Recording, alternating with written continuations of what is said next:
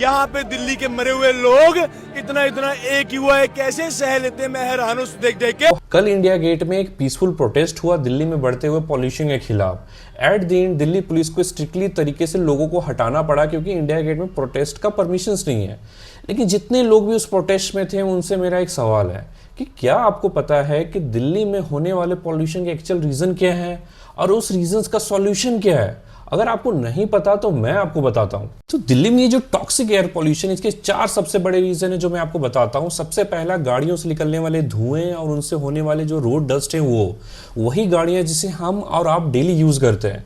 Second reason है जो हमारी पड़ोसी स्टेट से यूपी, हरियाणा, पंजाब जो क्रॉप बर्निंग करते हैं उससे 28 से 30% पॉल्यूशन दिल्ली में आता है। थर्ड रीजन है ओवर पॉपुलेशन। दिल्ली में काफी छोटे एरिया में काफी ज्यादा पॉपुलेशन है, तो लोगों से जो छोटी छोटी मिस्टेक्स होती है अदर स्टेट्स में उससे उतना फर्क नहीं पड़ता, दिल्ली में फर्क पड़ जाता है।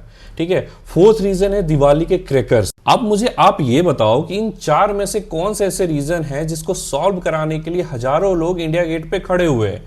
4 में से 3 रीजंस, वेहिकुलर एमिशंस, क्रैकर्स और ओवर पॉपुलेशन, इसके खिलाफ अगर गवर्नमेंट कोई भी एक्शन लेती है तो प्रोटेस्ट दोबारा हो जाएगा। लोगों को लगेगा सरकार जुल्म कर रही है और इसलिए सरकार उसके खिलाफ कुछ कर नहीं पाती।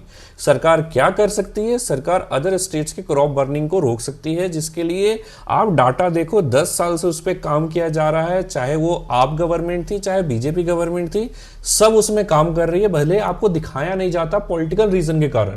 अब मुझे आप ये बताओ कि सरकार अगर आपके लिए कल सारी गाड़ियां 2 महीने के लिए बंद कर देती है, सारे कार्स, सारे कैब्स, सब कुछ बंद कर दी थी 2 महीने के लिए। सरकार बोलती है आप ऑफिसेस और जो भी नीड है आप मेट्रो और बसेस से फुलफिल करो, तो क्या आप प्रोटेस्ट नहीं करेंगे?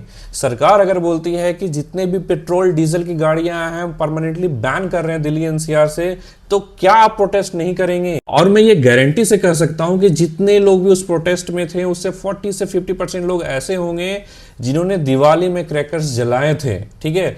इवन आप उस छोड़ो, आप समझो कि जब वुमेन्स टीम वर्ल्ड कप जीती उस समय भी लोगों ने अंधे पटाखे फोड़े, इवन कि मेरे सोसाइटी में भी लोगों ने फोड़े, मैंने वीडियो भी बनाया।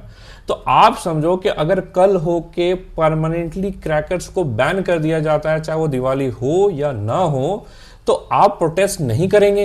इंडिया ना एक डेमोक्रेटिक कंट्री है, चाइना जैसा डिक्टेटरशिप नहीं है यहाँ पे कि बीजिंग में 10 साल के लिए स्ट्रिक्ट रूल लगाकर हम पॉल्यूशन को जड़ से उखाड़ फेंक मारे।